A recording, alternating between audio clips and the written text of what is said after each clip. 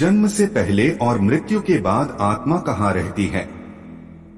मित्रों, जैसा कि हम सभी जानते कि हमारे शरीर नश्वर है और यह बार बार जन्म मृत्यु को प्राप्त होते रहता है, लेकिन मरता सिर्फ हमारा शरीर ही है।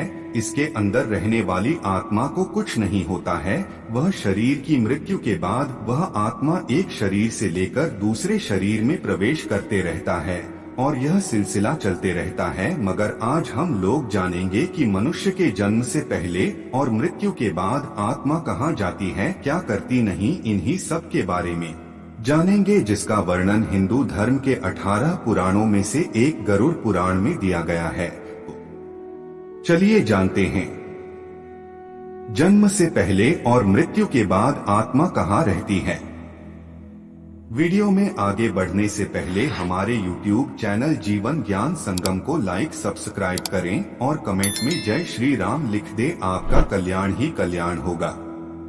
गरुड़ पुराण में वर्णित कथा के अनुसार जैसे ही एक आत्मा अपना शरीर का त्याग करता है तो उस आत्मा को परलोक ले जाने के लिए यम का दूत पहले से ही वहां मौजूद होता है, जिन्हें उन यमदूतों को देखकर अच्छे कर्म करने वाले व्यक्ति का आत्मा बड़ी ही आसानी के साथ उनके साथ चल देते हैं। लेकिन बुरे कर्म करने वालों की आत्मा को यमदूत द्वारा जबरदस्ती खींच कर ले जाया जाता है, जिसके बाद उन यमदूतों द्वारा आत्माओं को ले जाकर यमराज के सामने उपस्थित करते हैं, जहां पर उन आत्माओं द्वारा जीवन में किया गए अच्छे बुरे कर्मों का हिसाब देते हैं और 24 घंटे तक वह आत्मा यमलोक में ही रहती है।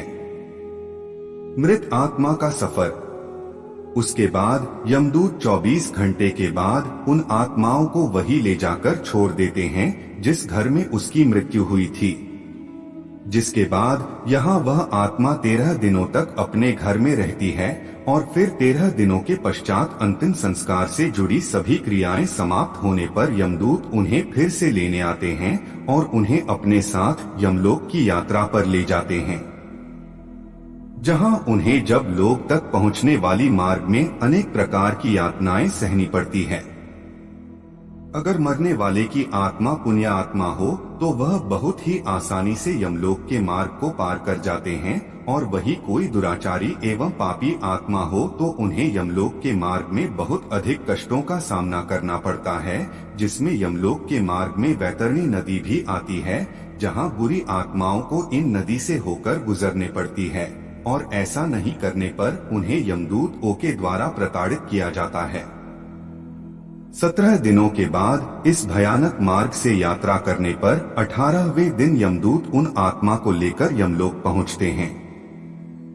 यमलोक पहुंचने के बाद यमलोक से सटी पुष्पोदका नाम की एक नदी मिलती है, जिसका जल स्वच्छ एवं निर्मल एवं उसमें कमल के पुष्प खिले हुए हैं। उस नदी के किनारे एक वटवृक्ष भी मिलता है, जहां पर आत्मा बैठकर विश्राम करती है और उसके परिजनों द्वारा किए गए पिंडदान उसी वृक्ष के पास प्राप्त होता है, जिससे उन आत्मा में शक्ति का संचार होता है। यमलोक में आत्माओं का स्वर्ग या नरक का गमन। नदी पार करने के बाद जब आत्मा यमलोक में पहुंचती है तब आत्माओं को यमदूतों द्वारा यमराज की सभा में उपस्थित किया जाता है, जहां उनकी सभा में एक से एक बढ़कर ज्ञानी एवं विद्वान मौजूद रहते हैं। तब धर्मराज उन आत्मा को किए गए कर्मों के अनुसार एवं वहां उपस्थित ज्ञानी एवं विद्वानों की सहमति से उन्हें स्वर्ग या नरक लोक भेज दिया जाता है, जहां वह अपने कर्मों का फल भोग सके। कुछ आत्मा ऐसी भी होती है जो मोक्ष को योग्य होती है, उन्हें विष्णु लोक भेज दिया जाता है। ऐसे आत्माओं को फिर इस संसार में पुनर्जन्म लेने की आवश्यकता नहीं पड़ती है। स्वर्ग गए हुए आत्मा देवताओं के जैसे शरीर प्राप्त करके अपने कर्मों का फल भोगते हैं, और नर्क में वास करने वाले आत्माओं को भी एक दिव्य शरीर मिलता है, जिसकी मृत्यु नहीं होती है, परंतु उन्हें इस शरीर में उन्हें नर्क में मिलने वाले कष्ट एवं पीड़ा सहनी पड़ती है।